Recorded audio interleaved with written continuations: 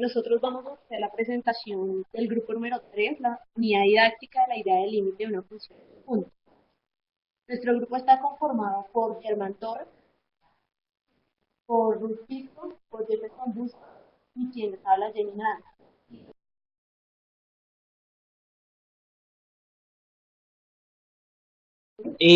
Respecto a cuestiones legales, encontramos que en los estándares de educación de matemáticas, los estudiantes de grado undécimo, al terminar su básica escolar, deben aprender a utilizar las técnicas de aproximación en procesos infinitos numéricos.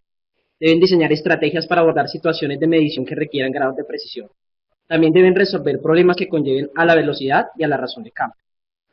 Prácticamente todos estos procesos o estos estándares van referidos a la idea del límite, al concepto del límite, que es nuestro foco central. Pero como ya hemos visto, y muchas veces en la propia experiencia escolar, tanto de docentes y como de estudiantes, la idea del límite no involucra situaciones con sentido para la escolar. No significa nada para el escolar. También intervienen procesos algebraicos muy complejos y el nivel motivacional del estudiante muchas veces no es el mejor al momento de enfrentarse a este concepto. Por lo tanto, nuestro problema principal se vuelve en cómo abordar la idea del límite desde la resolución de problemas para estudiantes de grado undécimo. Para ello, entonces, requerimos de una población, nuestra población de un décimo grado, quienes realizaron pues todo su proceso académico y aplicaron la unidad didáctica. Cabe aclarar que después de la unidad didáctica los resultados de estos estudiantes siempre mejoraron y además de ello subieron en el IPEX una unidad en matemáticas en las pruebas saber. También consideramos pues unas competencias que siempre como docentes debemos apuntar a objetivos y específicamente a unas competencias que se llevan en el aula. La resolución de problemas, la ejercitación de procedimientos y la comunicación hacen parte de todo el proceso que realizamos en la didáctica, creando así pues, objetivos que comprenden la idea del límite mediante tablítico del límite y el tercero tiene que ver con la idea del límite en la resolución de problemas. En nuestra delimitación del foco, que es el tema del límite, el contenido del límite, debemos hacer una estructura conceptual y mirar en qué fenómenos toma sentido el concepto del límite. Encontramos tres grandes subestructuras. Una primera subestructura que tiene que ver con la definición formal del límite, que los matemáticos utilizan mucho la relación epsilon-delta. La segunda es la utilidad del límite para verificar la continuidad de algunas funciones. Y la tercera, el cálculo del límite normal, que es lo más común y lo que se lleva a cabo en la escuela. Entonces, esta sería toda nuestra estructura conceptual. Todo lo que abarca nuestro foco de contenido, pero nos vamos a enfatizar más que, bueno, están divididas en las tres, pero nos vamos a enfatizar en la última, que es el cálculo del límite como tal, que es la última. Esta subestructura responde a unos fenómenos en donde toma sentido la idea del límite. El primero es la agrupación de datos aleatorios, la segunda es el cálculo del límite en un punto, la tercera es la razón de cambio, el cuarto es problemas de proporcionalidad, algunos problemas de proporcionalidad inversa, y el último fenómeno y el que nosotros adaptamos a nuestra unidad didáctica se llama el fenómeno de los máximos y mínimos por acercamiento, que en algunos casos se llaman problemas de optimización. Además de ello, pues consideramos importante ver sistemas de representación que nos pudieran ayudar a la idea del límite de unos puntos. Entre ellos identificamos el sistema de representación numérico, donde se tienen en cuenta las parejas ordenadas x, f de x y el uso de la calculadora. El segundo tiene que ver con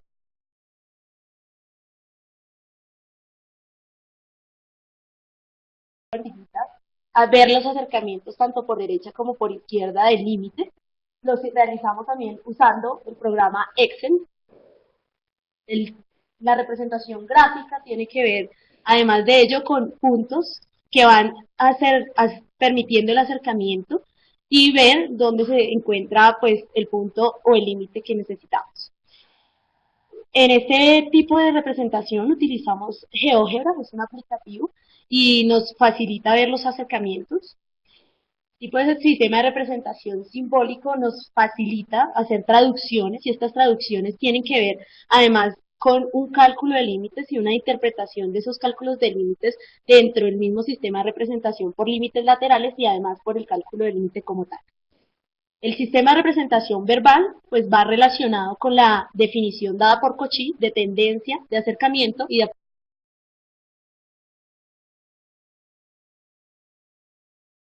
aproximación. Con un diagrama de flechas, donde todas las flechas simularse tanto al límite y a observar el epsilon y el delta.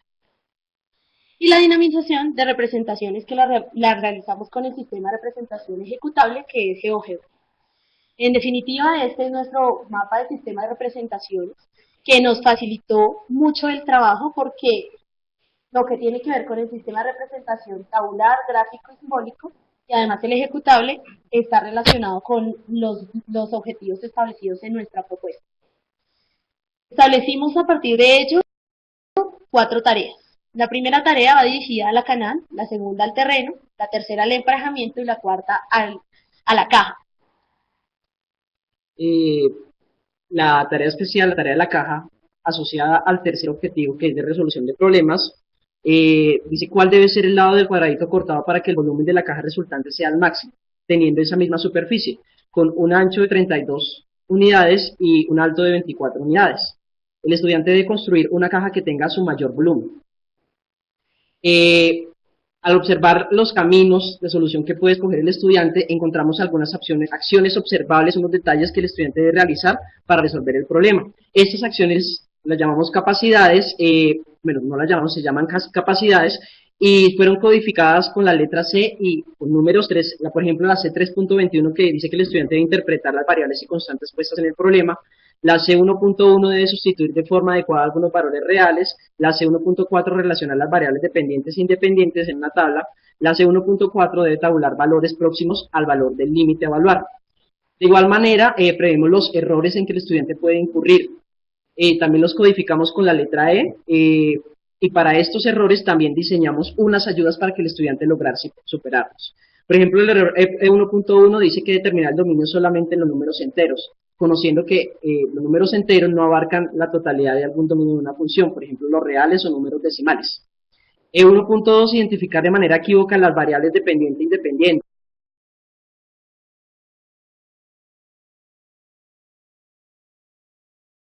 Entonces, esas acciones observables, esas secuencias como tal, esas capacidades, fueron agrupadas dentro de secuencias y nos permitieron generar los caminos de aprendizaje. Aquí ustedes en la pantalla pueden observar los múltiples caminos de aprendizaje puestos en un grafo. En total son 9. Para cada secuencia que está encerrada en un cuadradito, también previmos el error. En una visión global podemos encontrar que diseñamos 6 actividades como tal, una actividad diagnóstica, 4 tareas y un examen final. Observables como capacidades, preveímos 41 errores y 25 secuencias de capacidades en total. El diseño que implementamos, pues básicamente está diseñado en 7 sesiones. La primera sesión es el diagnóstico. El diagnóstico nos permitió identificar las nociones previas que tienen los estudiantes antes de iniciar un proceso. En este caso, pues un proceso acerca de la idea del límite de una función. Las tareas que realizamos en el aula son la tarea de la canal y la tarea del terreno. Estas 2 tareas van dirigidas a un objetivo que tiene que ver con la gráfica y la tabulación. La otra tarea es la tarea del emparejamiento, que va dirigido al cálculo del límite o a la simbolización. La tarea de la caja, que va dirigida a la resolución de problemas. La realimentación nos sirvió para identificar dentro de todas estas tareas todo lo que tenía relación con la idea del límite y su construcción en el concepto. El examen final va relacionado con todos los objetivos y este examen final lo realizamos con las formas y las capacidades que necesitábamos que el estudiante desarrollara ahí. Dentro de los instrumentos, pues consideramos un diario del estudiante, donde el estudiante podía hacer una autoevaluación de lo que estaba aprendiendo, mediante los indicadores de logros que se exponen ahí. Cada indicador de logro fue construido mediante una secuencia de capacidades, como es el grafo que ya habíamos explicado. Cada uno de los indicadores nos permite pues identificar si el estudiante llegó o no llegó a cumplir el objetivo. El verde pues significa su cumplimiento y el rojo pues significa su no cumplimiento. También identificamos un cuestionario final donde se realizó con los estudiantes, el estudiante realizó este cuestionario final. La idea era identificar qué tan viable fue la metodología que aplicamos durante el desarrollo de la unidad didáctica. El diario del estudiante el diario del docente fue realizado para ver aspectos como la complejidad, la significatividad de la tarea y compartir las metas, los caminos de aprendizaje. Dentro de este diario del docente, el docente lo desarrollaba después de cada sesión de clase y la idea era pues verificar qué tanto se había cumplido con lo que habíamos establecido. Además de ello, pues tenemos un instrumento para el análisis. Este instrumento de análisis pues está basado principalmente pues en los 45 estudiantes. Cada uno de esos estudiantes tiene una evaluación final. Esa evaluación final es diseñada a partir de lo que se ha estipulado en la institución educativa que tenemos y pues también del sistema de evaluación. Cada una de las secuencias de capacidades tiene activación total, parcial o no activación, se crea a partir de unas preguntas, de unas respuestas orientadoras. Tenemos unas evidencias aquí de lo que lograron hacer los estudiantes. Los estudiantes lograron graficar en GeoGebra las funciones. Esta es una de las funciones que era la de la caja y se observa el acercamiento de los puntos. ¿Para qué colocamos esta evidencia? Esta evidencia la colocamos para que ustedes vean cómo se realizó la codificación en cada una de los resultados obtenidos por los estudiantes. Entonces, las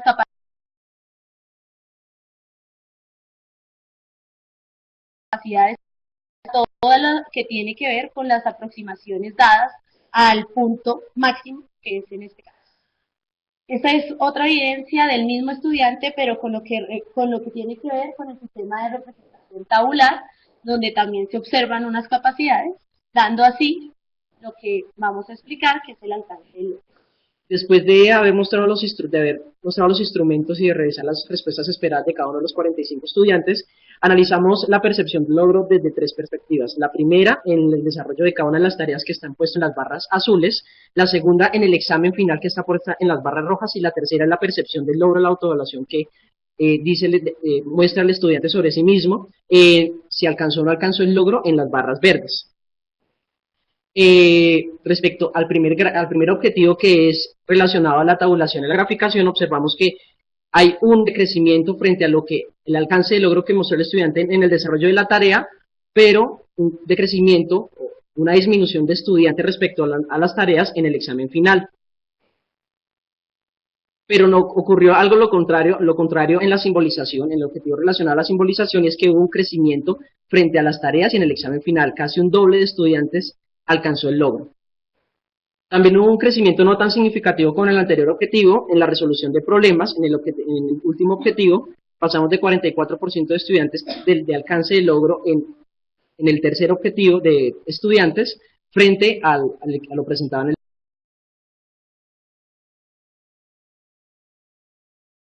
examen final. Importante en el desarrollo de una unidad didáctica, dado que le permite al estudiante identificar, le permite al estudiante y al docente identificar qué tanto se aprende y qué tanto se enseña. Entonces, pues la motivación siempre se mantuvo en un nivel medio. Los estudiantes son estudiantes de 11º, muy críticos, y ellos consideran que pues sus principales falencias para no lograr esta motivación es que tienen dificultades a la hora de resolver problemas y además se sienten frustrados cuando no pueden comprender lo que tienen que realizar.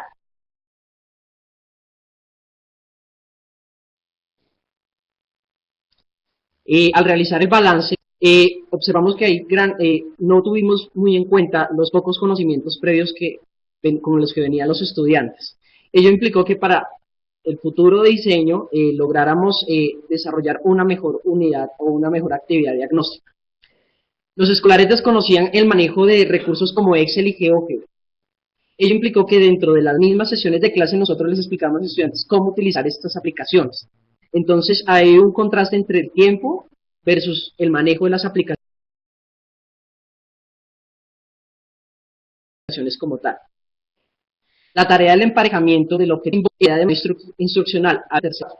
mientras que las tareas de la caja, la canal, que eran asociadas al primero y último objetivo, tabulación y resolución de problemas, eran tareas demasiado abiertas. Es decir, que el estudiante podía determinar cualquier cantidad de caminos de aprendizaje para la solución de la tarea. Otra gran dificultad que encontramos en el balance es que el examen final no se articulaba con todas las tareas de la unidad didáctica, es decir, no respondían al sentido de las mismas tareas como tal.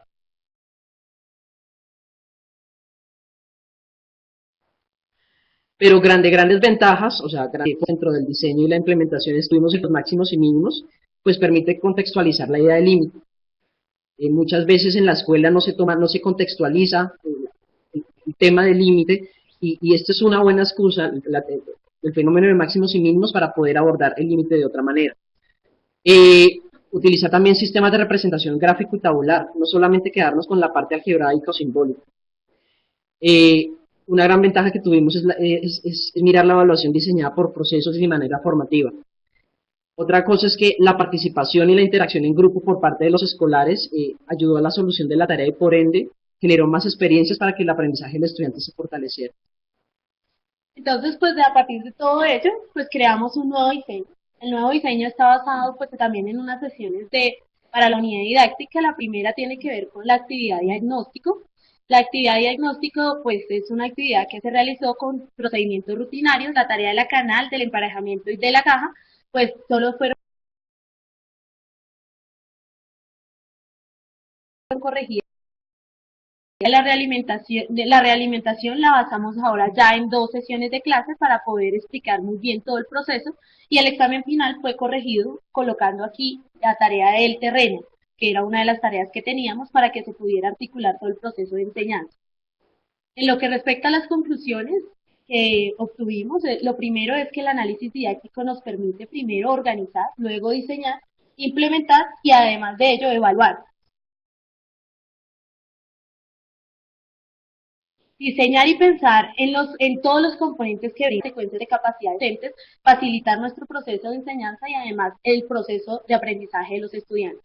El límite sirve además para ver contextos relativos, pues no solamente son simbólicos, y los problemas de máximos y mínimos nos facilitan esta enseñanza. Bueno, una gran ventaja, una gran conclusión que podemos sacar es que esto nos permite contribuir a las competencias básicas,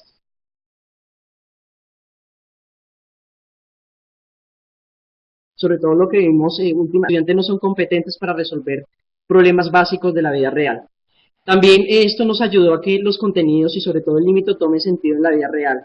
Las matemáticas son reales y son auténticas para el estudiante. Él debe tomarle sentido a las matemáticas.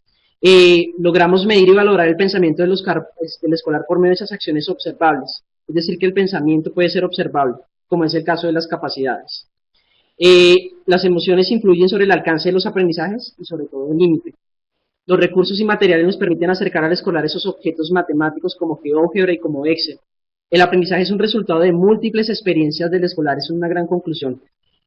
También podemos ver que influenciamos de manera directa a 90 estudiantes de colegio undécimo de la institución educativa Compartir Quintal, 78 estudiantes también de grado 11 de la institución educativa Compartir Suba, a 86 estudiantes de la institución educativa distrital Pío X y 38 de la institución Fidel Cano. En total 292 estudiantes de manera directa o indirecta, a 13 docentes de la institución educativa Suba y Tintal, a 4 docentes de la institución educativa Pío X y a 40 profesores del programa de tutores Todos a Aprender, donde laboraba Germán Torres. En total fueron 57 profesores. Agradecemos pues inicialmente a Isabel Romero por toda su dedicación y esfuerzo para que nuestro trabajo tuviera frutos, a Pedro Gómez, a Álvaro Pinzón, a todos los tutores que participaron en nuestro proceso de aprendizaje, a la Fundación Compartir, especialmente al señor Javier Pombo y a las directivas, a la Secretaría de Educación de Cundinamarca, a la Universidad de los Andes, al CIPE, a las instituciones educativas Fidel Cano, Pío X, Institución Educativa Compartir Suba y Tintal. Esto va dedicado a nuestras familias y sobre todo. Hola. Quiero felicitar al Grupo 3 por el trabajo final que han presentado y también por su trayectoria a lo largo de esta maestría. Recuerdo que hace casi 2 años comenzaron su andadura y los principios no fueron fáciles. Todos veníamos de marcos de referencia distintos y de situaciones profesionales y personales diferentes. Era un grupo heterogéneo que en un momento dado se comprometió a colaborar, a valorar las aportaciones de cada miembro, a compartir responsabilidades, a confiar los unos en los otros para que todos pudieran dar lo mejor de sí mismos. Los resultados han sido muy satisfactorios. A nivel académico, tanto que los últimos módulos prácticamente iban solos y yo me confié y en alguna ocasión olvidé hasta mandarle los comentarios. Ha sido muy fácil a lo largo del desarrollo de los módulos irlo acompañando cada vez más y creo que todos hemos aprendido mucho, tanto a nivel académico como a nivel personal. Quiero también agradecerle a ellos y al grupo 4 de MAD1 su maravillosa acogida en mi viaje a Colombia para el módulo 5. Guardo imágenes muy gratas del colegio de Jenny, de los niños, de la comida, conversando con Ruth, y de pasear por las calles de Bogotá escoltada por los chicos del grupo. De verdad que son imágenes que rememoro más de una vez. Estoy segura de que las semillas que se han sembrado en tierra fértil en esta maestría van a dar muy buen fruto en el futuro y les deseo a los 4 mucho éxito.